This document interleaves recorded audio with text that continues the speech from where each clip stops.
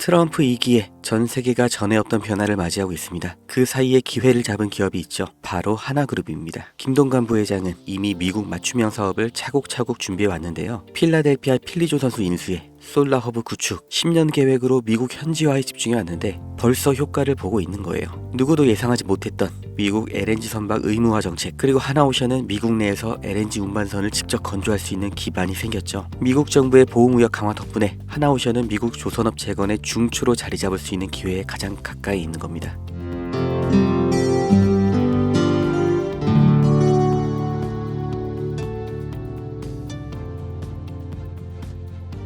투자하기 정말 어려운 때입니다. 나스닥을 포함한 글로벌 증시는 방향을 잃었고 초대형 기업들도 매일매일 튀어나오는 호재와 악재에 급등과 급락을 반복하고 있는 전에 본 적 없는 혼조세를 보이고 있죠.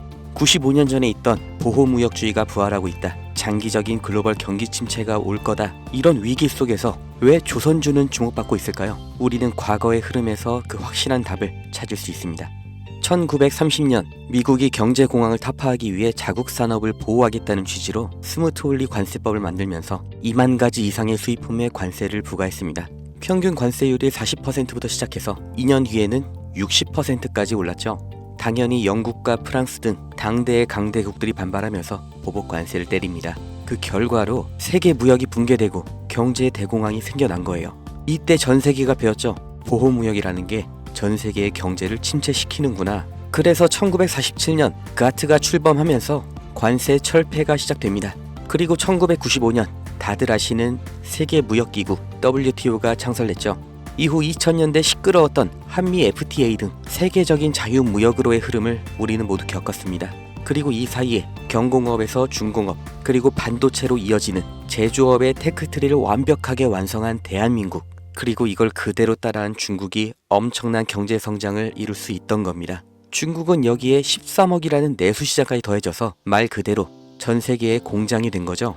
그리고 이런 흐름이 불만스러운 게 바로 미국인 겁니다. 제조업, 그 중에서 기술 집약 산업은 동북아시아, 그 아래 산업은 동남아시아로 넘어가면서 산업, 다시 말해 일자리를 다 빼앗겼다고 생각하는 거죠. 그걸 되찾아오겠다고 말을 하는 게 미국의 서민들의 마음을 대변해 주는 게 바로 트럼프인 거예요. 미국 대통령이, 그리고 백악관의 참모들, 정말 세계 최고의 인재들이 지식이 없어서 아니면 다 같이 동시에 미쳐서 관세 전쟁을 만든 게 절대 아니라는 거죠. 다 같이 잘 살자라는 자유무역주의를 깨고 우리만 잘 살겠다, 그러니까 우리로 들어와라 하는 겁니다. 25년 4월 2일 트럼프가 해방의 날 선언을 합니다. 세상에서 가장 힘세고 자유로운 미국이 어떤 해방을 말하는 걸까요? 경제 해방, 바로 다 같이 잘 살기 위해 제1강대국이 품어야 했던 희생, 바로 국가 부채로부터 해방하겠다는 거죠. 이게 과연 성공할 것인가는 알 수가 없지만 이 일련의 흐름의 결과, 이건 우리가 확실히 알 수가 있고 실제로 지금 눈앞에 닥친 일입니다. 그게 바로 제조업의 이전이죠. 해방의 날 선언 이전에도 트럼프는 글로벌 기업들에게 미국 내에서의 공장 설립, 투자 확대를 요구해왔고 이제는 대놓고 미국에서 만들어라, 아니면 관세 폭탄을 맞아라, 양자택일을 요구하고 있습니다. 그러나 현실적으로 이게 얼마나 갈지, 그 결과가 어떻게 될지 예측이 안 되는 관세 전쟁이기 때문에 정말 모든 기업이 미국으로 가는 건 불가능하죠. 그렇기 때문에 그 대안, 동남아시아로의 이전을 서두르는 기업들이 생겨나고 있습니다. 그리고 유럽에서도 위기의식을 느끼면서 제조업의 부활을 준비하고 있죠.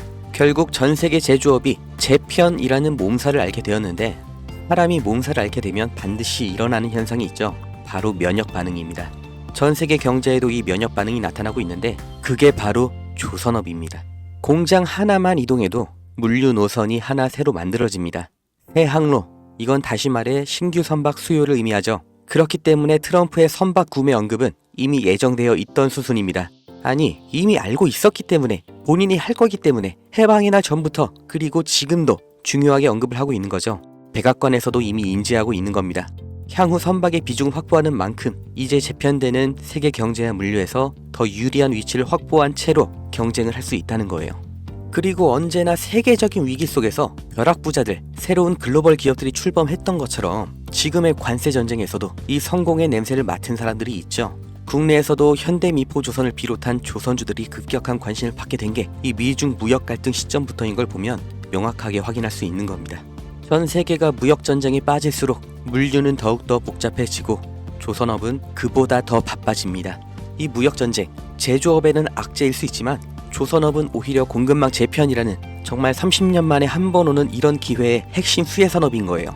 그리고 가격을 보면 알 수 있는데 장기적인 횡보를 거쳤던 국내 조선주들 급등이 나온 지금도 여전히 저가 매수의 구간에 있습니다. 2025년 조선업의 슈퍼사이클이 지금 열린 겁니다. 무역전쟁 속 가장 확실한 기회를 잡으실 분들, 그 방법을 알려드리기 전에 저는 어떤 유무형의 대가, 멤버십 가입 아무것도 요구하지 않는다는 거 먼저 확인시켜 드립니다. 제게 오는 연락 중에 30% 이상이 유료 리딩방 업자, 종목만 빼가서 저를 사칭해서 금전 요구하는 사람들 계속해서 문자로 제보를 받고 있기 때문에 이 오는 연락들 일일이 수작업으로 확인한 다음 어떤 대가도 요구도 없이 드리고 있습니다. 답변 순차적으로 드리니까 아주 조금만 기다려 주시면 되고 010-2290-8285 여기로 기회 이렇게 문자 보내신 분들은 지금 조선업에서 가장 주목을 못 받은 그러나 급등 그리고 장기 우상향을 제가 기대하고 있는 그 기업의 정보를 문자로 드릴 거고 함께 이렇게 문자 보내주신 분들 시황과 경제 흐름, 종목 정보 공유하는 방 그 링크를 드릴 겁니다. 어떤 대가도 없고 무조건 무료 대가를 요구하는 순간 차라리 관둘 거라는 걸 다시 한번 강조 드리니까 절대로 금전을 요구하는 사칭에 속지 마시고 2025년 물가 상승과 경기 침체라는 전 세계적인 위기가 왔습니다. 그 틈에 있는 유일한 열린 문이 바로 조선업이에요. 흐름에 휩쓸리는 사람은 영원히 앞으로 대대로 서민이겠지만 오히려 이런 위기에서 언제나 벼락부자는 생겨났다는 걸 반드시 기억하셔야 됩니다.